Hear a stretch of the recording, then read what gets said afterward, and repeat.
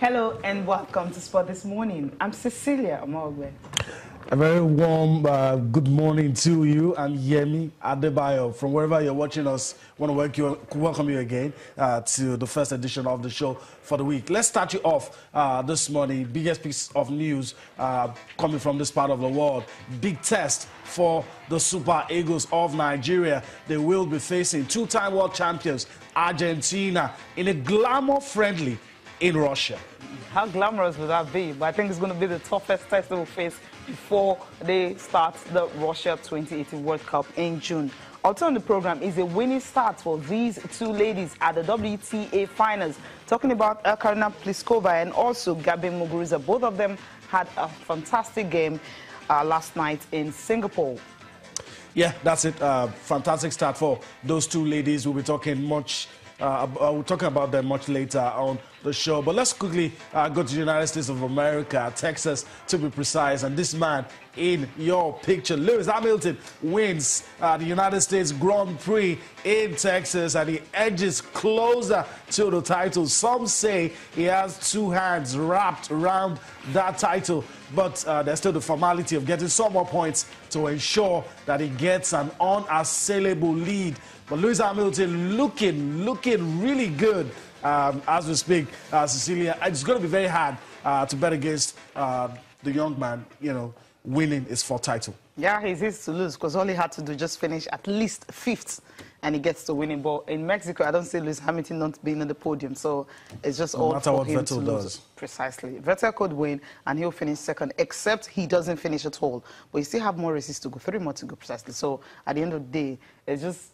he's got it right now in his hands, so he can decide to throw it away or not. But I think Hamilton is good for the good. So if he gets to win in Mexico, he becomes the first British man to win 4 Formula 1 titles. So obviously we're looking forward to that. But I think the race itself was more like a topsy-turvy one. But for Hamilton, it was kind of smooth. Yeah. For the likes of Max Verstappen and Sebastian Vettel, well, you won't say the same. Yeah, it was, I mean, 1 or 2 issues, but at the end of the day, I guess Lewis Hamilton wouldn't really care, you know, came out as the winner, and that's what he wanted to do, put the pressure on Sebastian Vettel. And as it is, a lot of people will say it doesn't really matter what Vettel does.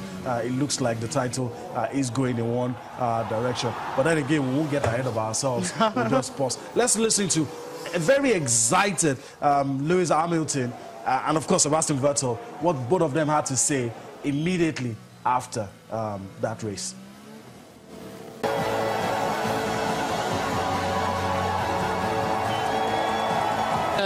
At the start, it was looking good. Obviously, we got past Lewis, but then fairly quickly we had to obviously realize that we couldn't go his pace today, so well done and congrats to him. Then I think we were a bit in...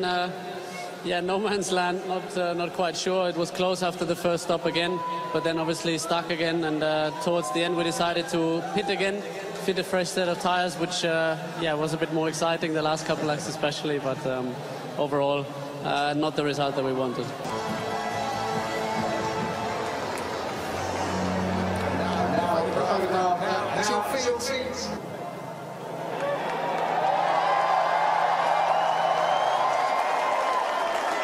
It's been an incredible year so far. Really enjoyed driving the car. I was not expecting to have the pace we had on Sebastian this year, today, but the car felt fantastic. They got the right balance at the start, and still 3 to go, so 3 more to win. Let's go, guys.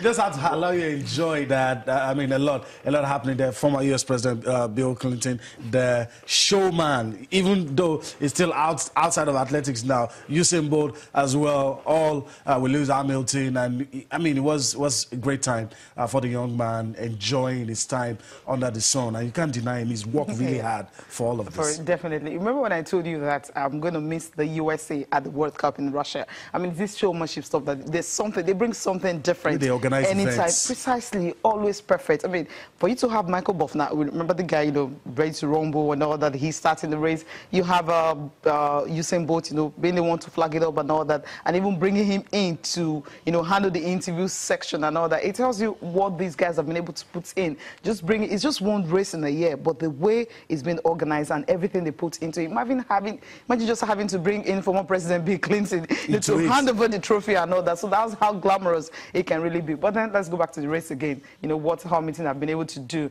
But I think, you know, at the first part of the season, I think we said on this program that when you have a driver who's been able to win 4 races in a row, it's difficult for that driver to actually lose, you know, that title. But we've seen it with Sebastian Vettel. The second half of the season hasn't been spectacular for him at all. Lewis Hamilton had been dominant, 5 wins in 6 races so far, and now you're looking at him. I mean, the gap he has actually, you know, opened up is huge. So for Sebastian Vettel, he'll have to make up 17 points on Hamilton for him to even take it to the last to Brazil. I mean, we're still saying he can still win it to Brazil before you have the one in Abu Dhabi. So I think it's really huge for both guys. But I love the competitiveness that we had this year. Unlike before, we just have Mercedes and the others. But right now, you have Ferrari always chasing the back. But Hamilton just did a fantastic job. I agree with a lot of people who feel that it won't be down, if Hamilton doesn't win, it won't be down to human effort. Maybe something out of the blue.